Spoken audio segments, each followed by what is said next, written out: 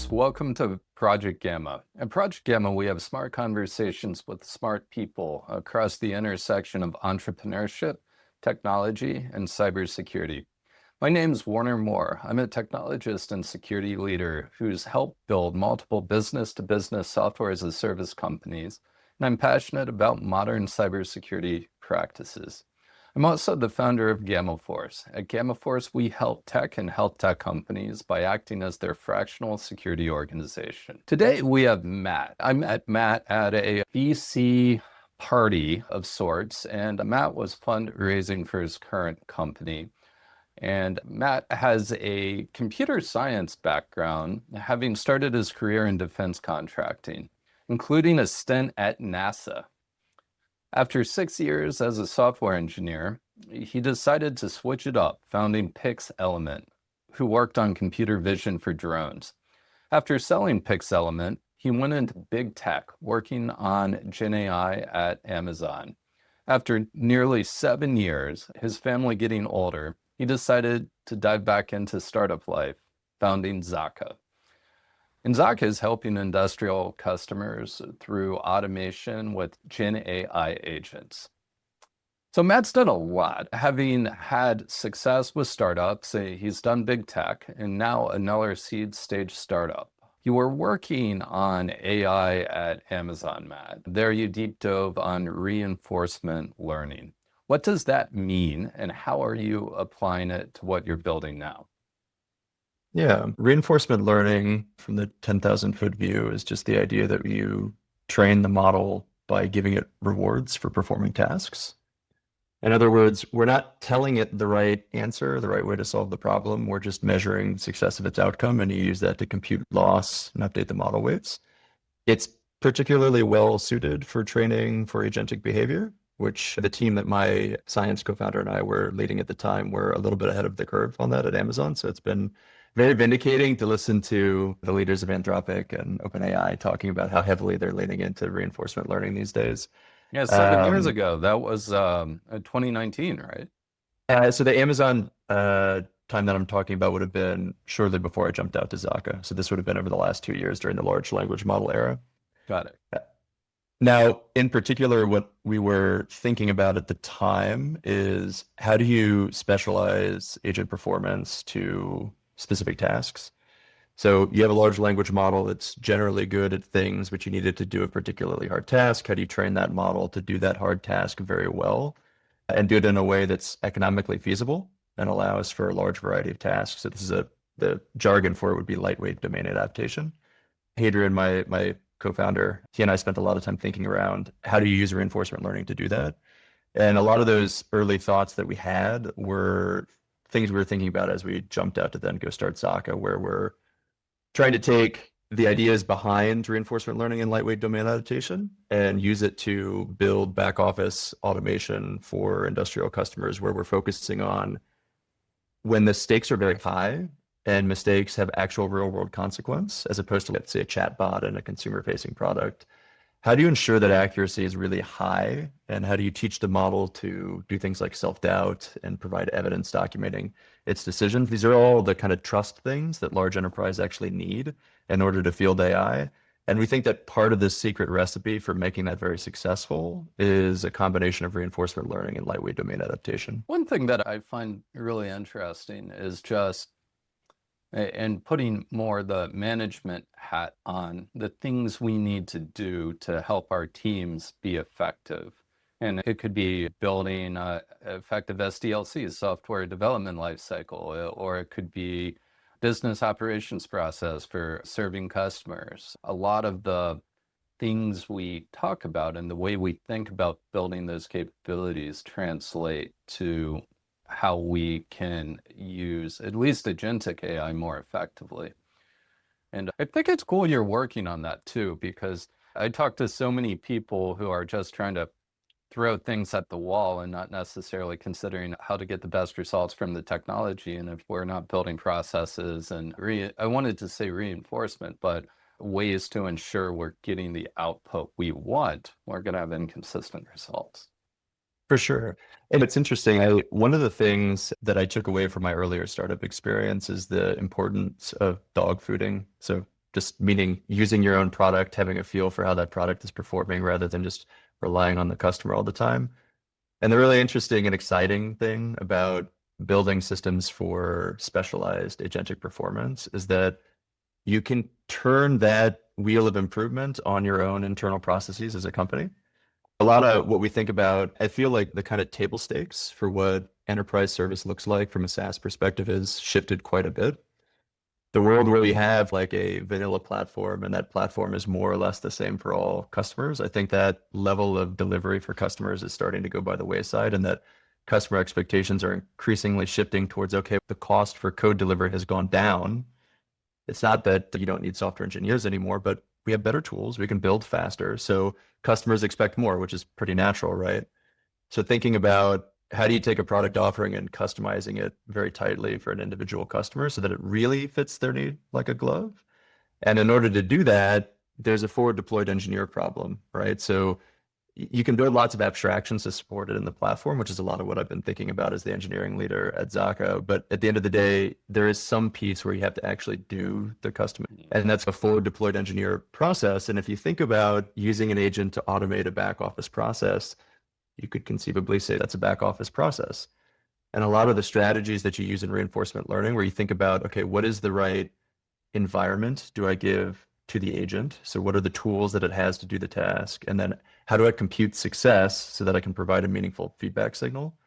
You could arguably apply that internally. So we think about not just dog fooding the product that our customers consume, but also thinking about taking these ideas and applying them ourselves to automate our own jobs, and thinking about how we achieve that same magic for ourselves, which produces a pretty virtuous product feedback loop where we feel the successes or pains or failures of the product because we're using it internally to onboard customers onto our own platform.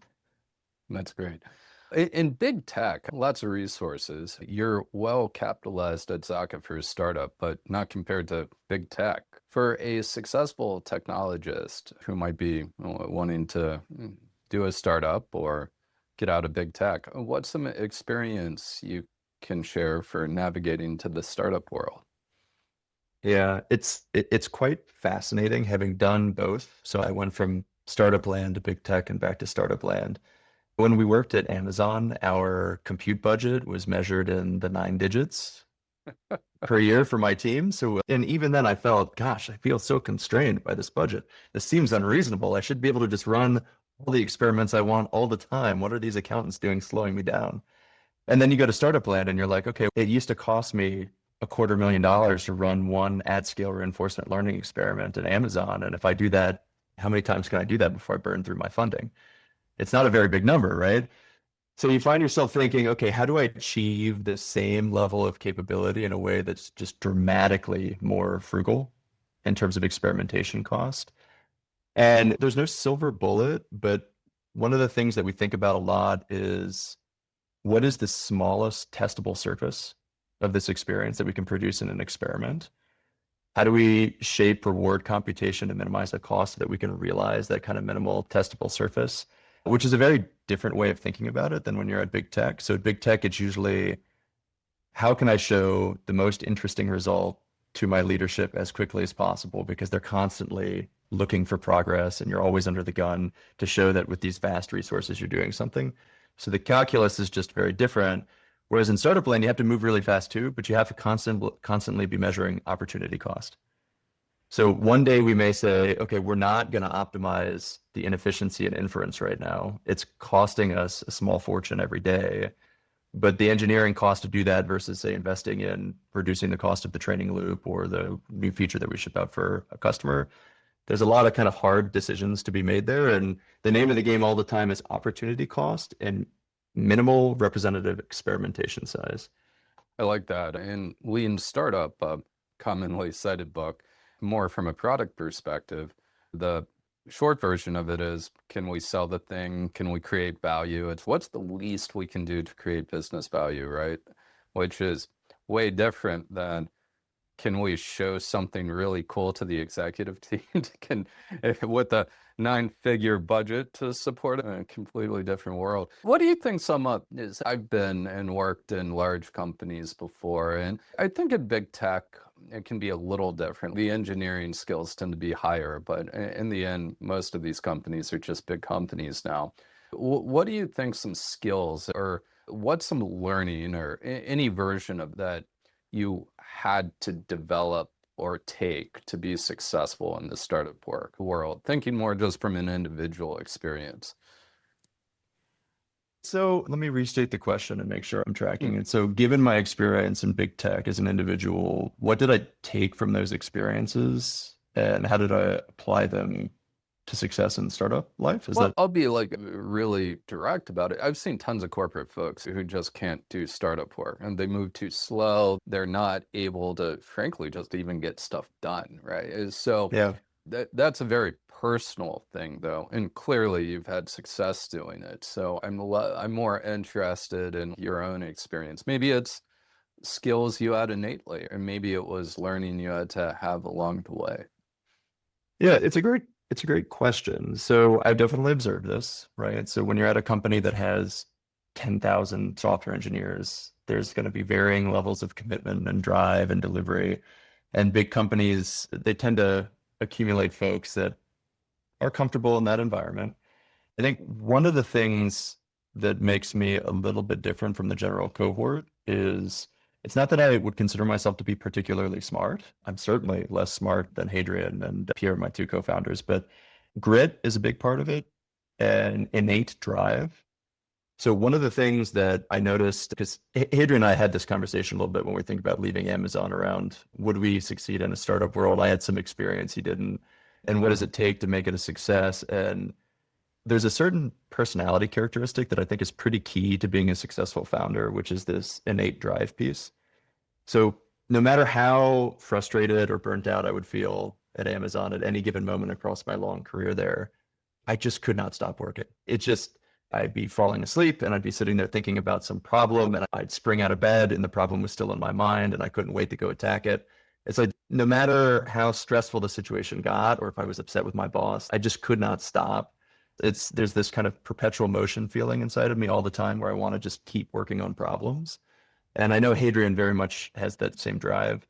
Now, the grit piece is another one. And I actually think that Amazon does a pretty good job as a test bed for evaluating whether or not you can have this versus the other big tech companies. Now, I've not worked at other big tech, but having talked to friends that have worked at other ones, one of the key differences is that there's just a much more aggressive culture at Amazon. So there's, for good or for ill, they do lots of layoffs. They're always trimming the bottom 10%. So it's a very high pressure where they're always asking you to do more than you can conceivably do.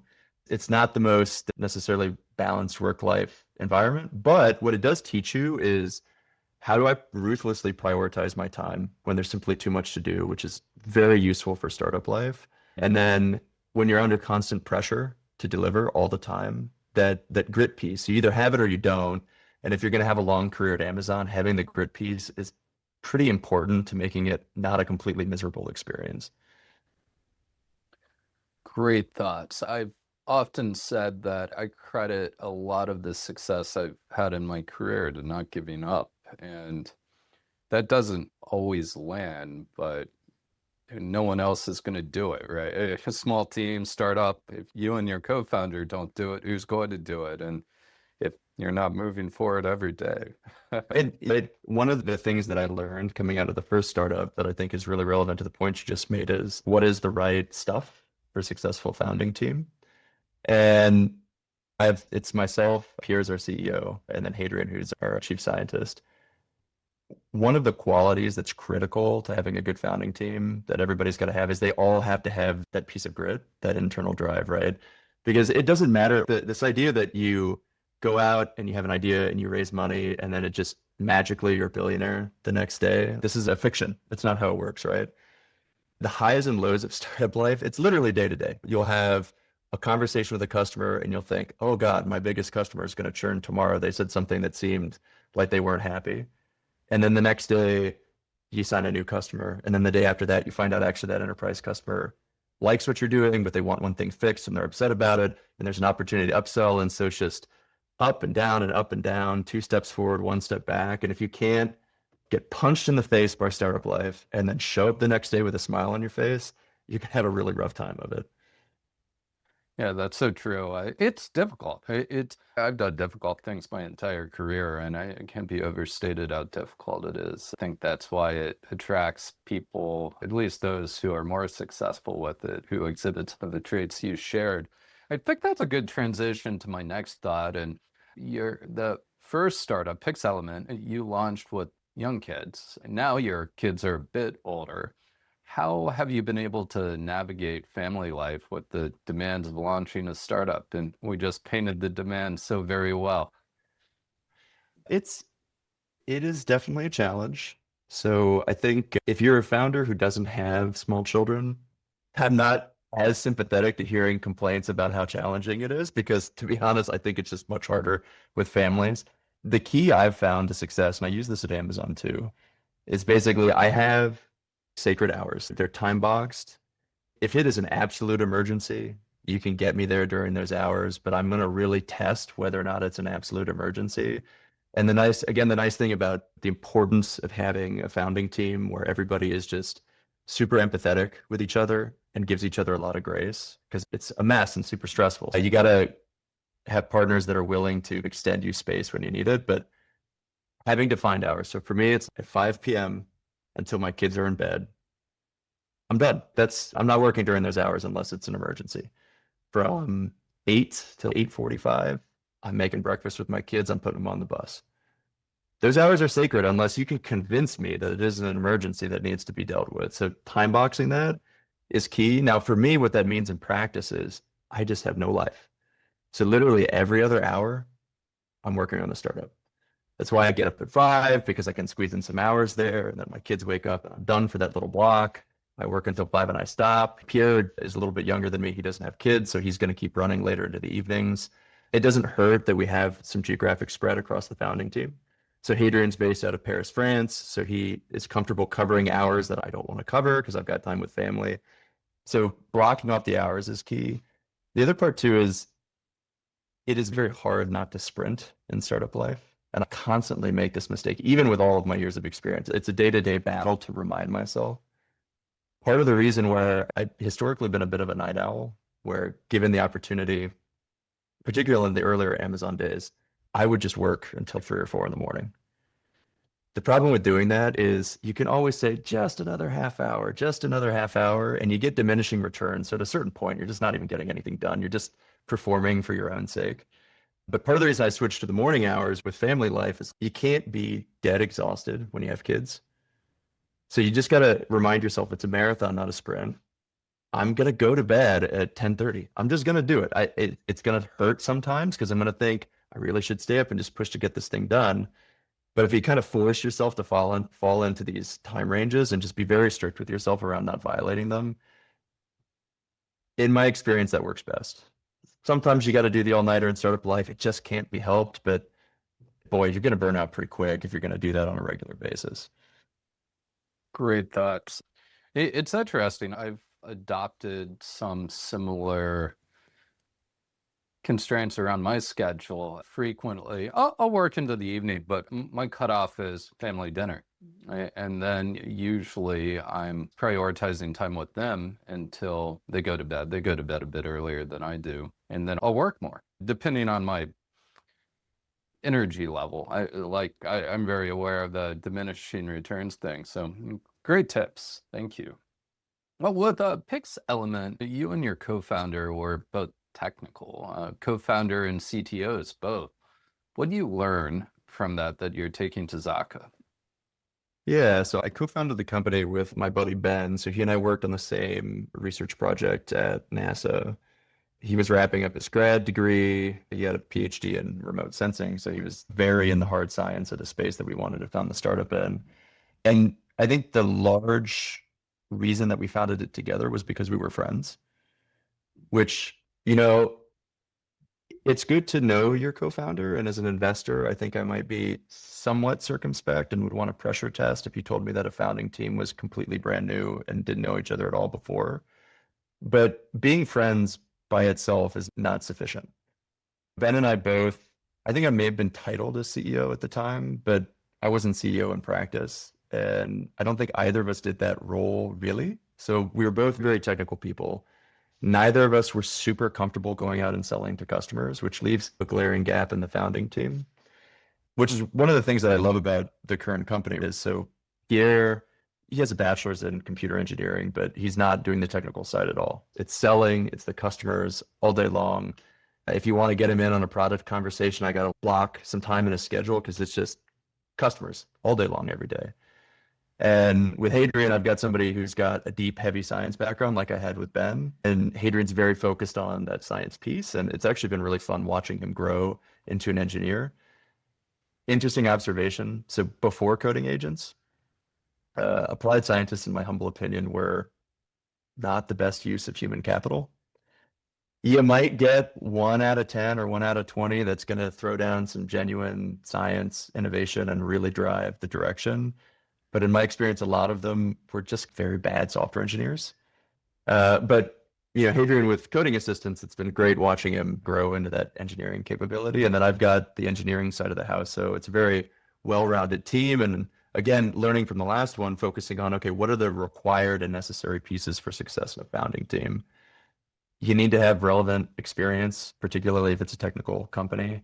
You need to have somebody who's going to own customer interaction and is actually excited about that every day. Because again, it's going to be a miserable journey if you're just doing it because you have to, which is what Ben and I were doing. Yeah, great thoughts. I'm going to be meeting with someone soon where I don't see somebody in their startup engaging in the market, putting the CEO and sales hat on. And I'm going to explore that because if somebody's got to do it, things don't sell themselves. You exited Pixelement to some success. So what are your thoughts on post-exit versions of winning? Well, it's interesting. When we were building Pixelement, Ben and I, the product market fit that we originally sought was not coming together the way that we'd hoped. However, we were finding that we were having quite a bit of success in doing basically grant research work. And what that meant is that the company had success. We were generating revenue. There was a path to something successful, but it wasn't what we set out to do. And it certainly wasn't what the investors thought that we would be doing initially. So we went a route that isn't what you read in the news, but I still consider to be a success, where basically Ben saw the opportunity. Okay, he wanted to own this idea of going out and having it being primarily a research-based business. He raised some internal family capital. He bought out me and all of the investors. So it was a modest win for everybody involved. And Ben's still running the company today. So this is, 10 years later. Now, what I take away from this is, again, it's a little bit around not letting kind of the theater and kind of public narrative get in your head too much as a founder. Because you hear in the news, like, okay, so such and such 20-year-old went out and built $1 billion business overnight, and how they're the richest young founder in Silicon Valley. It's great on the news, but I don't think that's actually the average case. I think it's quite outlier, and that there are a lot of paths to success that are much more likely to be realized, and that there's nothing wrong with that. And in fact, if you try to chase that kind of outlier story that's in the news, that may actually contribute to your failure, right? The success is a little bit simpler in that really you just have to ask yourself every day. If you get up every day and you say, am I building something that solves a real problem for my customers? What are my customers telling me about the problem? As long as you focus on that and you keep iterating, the path to success may not look like that news story, but that is the path to success. I think we get distracted by outlier stories. All of us, especially in the startup space. Not to overemphasize Malcolm Gladwell, but his book Outliers influenced a lot of my thinking to this day. Just as simple as Monte Carlo simulations, where someone's going to be the outlier. If we consider humanity as a big complex system, someone's going to be the outlier. And just because someone's the top 10 wealthiest person doesn't necessarily mean there's some innate attributes. Some folks are going to be the outliers. Well, and the reality is their luck is a non-trivial component to it. At the right place, the right time, with the right idea, the right resources coming together. There's a huge luck component. For me, it's a challenge. Every once in a while, I'll get tired and you start scrolling on LinkedIn and you see all the kind of performance theater and you start to let it get in your head a little bit. But you got to really try your best to cut that out because at the end of the day, the key to success in a startup is finding signal in the noise and staying really focused on the signal. News stories like this it's just pure noise. So true. Well, raising capital is difficult, especially with the early stage. You've gotten through it now at Zaqa, and you can focus on building, at least for some months. What would you share to help others on this journey? So I've been through the process twice, and I must say it went much better this time than last time. Don't get me wrong, I had great investors in the first company. I still have relationships with all of them, love them to death. Uh, Couple things were different. So one, again, Ben and I think this is mostly from inexperience. We spent a long time in the garage building out a hard science product thinking that we needed to go in and show this hard science product working to investors to get them to invest, which was exactly backwards. So we spent a long time undercapitalized and went to go raise much too late in the game. One of the things that went very well with the second company is Pierre did it the right way, where he said, "Okay, I have a thesis about a problem. I'm going to put on my, my sales development representative hat, and I'm going to go out and start calling prospects and see if I can get any of them to bite." So he spent a fair amount of time showing up to people's offices, having conversations with the C-suite, trying to convince them that the problem was there and that we had something that they wanted to buy. And in the end, I think the key to us raising so successfully is he signed our first enterprise customer. They're a large enterprise customer, multi-billion-dollar revenue. Um, he signed them on the promise. He said, "This is the pain point I've observed in my experience. I think you have this pain point." The C-suite said, "You're right, we do." And he said, "Well, what if I could bring you a solution to it that looked like this? Is that something that you'd be excited to pay for?" And they said, "Yes." And they signed a contract just like that, which makes a huge difference, right? So if you come into a VC, and again, I don't think it's that hard if you just try to step back and look at it critically as if you were the investor. And for what it's worth, I actually find that using Claude or ChatGPT is actually fairly useful for this. So just ask it, imagine you're a VC, criticize my pitch. What do you see as the shortcomings? It's an experienced founder would do this on their own. ChatGPT does a decent proxy of it to at least get you started if you're not familiar with it. But everybody has ideas, having a great background. I feel like I have a well-qualified background for what I'm doing. I feel like Adrian has a very well-qualified one. So does Pierre. But there's lots of founders running around with qualified backgrounds. It's necessary, but not sufficient, right? So if you want to make fundraising a success, don't spend a bunch of time in the lab. This is a classic engineering mistake. Go talk to the prospects. If you can't find somebody willing to cut you a check or sign a contract, or at least a promise to cut you a check on the idea, maybe it's not the pain that you think it is, and you don't have to waste a lot of time. The other part too is if you're in the Midwest, again, I love the Midwest investors, but it is a very capital sparse environment relative to the coasts. We raised the bulk of our money from the coasts. Don't be afraid to reach out to the coast VCs. There is nothing saying that if you're based in Ohio, you can only raise from Midwest venture groups. They should be on the list for sure because they want you to succeed, because we all want to see the capital environment and the ecosystem grow. But boy, don't be shy about reaching out to the East and West Coast VCs. It's really not that big a deal, and they'll be happy to talk to you. You may not get past like the first wave if you don't have a great pitch, but I promise you, if you reach out and you try earnestly enough, you will at least get that first meeting. So many knowledge bombs there. And I'll key into essentially what you described was building a business, which is what a startup is. We can Yeah, build products all day long, but if we're not building a business, investors aren't going to be very interested because customers indeed. aren't very interested for good reason, right? Love it. Well, been a fantastic conversation, Matt. I don't think anyone would believe that this is your first time being a guest on a podcast. So grateful for you being with Project Gamma for the first one. Do you have any closing thoughts, books, or anything else you'd like to share with our audience? I mean, I guess I can if I wanted to leave one closing thought, I might just re-summarize kind of what I feel is the key point of what I've said for new founders. The road is super messy. It's very bumpy. You're gonna make literally even with having done this before, I feel like me and my founding team have made literally every mistake that you can make. Even mistakes I've made before, you're gonna keep making mistakes. So keep your chin up, call a mulligan on the day, go to bed, wake up the next day with a smile. If you don't feel like you can do that, maybe startup life's not for you, but this is the way to do it. Don't get discouraged. Books, I love hard science fiction. I'm all about it. So Blindsight is a recent consumption of mine that I really liked. Most people know about Three Body Problem because they've made a Netflix series about it, but it's another excellent one. I don't know if I'd consider it hard science necessarily, but The Children of Time is also a recent read by me. That's one of my favorites. There's 4 books now. Yes, I'm on Children of Memory, which I found to be a little hard to digest, given it was in a simulation, which was fairly confusing. But yeah, I'm a big fan. Yeah, that's the worst one. Don't give up on it because of that. The one that was just released, spectacular. Oh, excellent. That's next on my reading list, so that works out. Thank you for listening to Project Gamma, presented by GammaForce.io. If you've enjoyed this podcast, check us out on your favorite podcast platform for future episodes.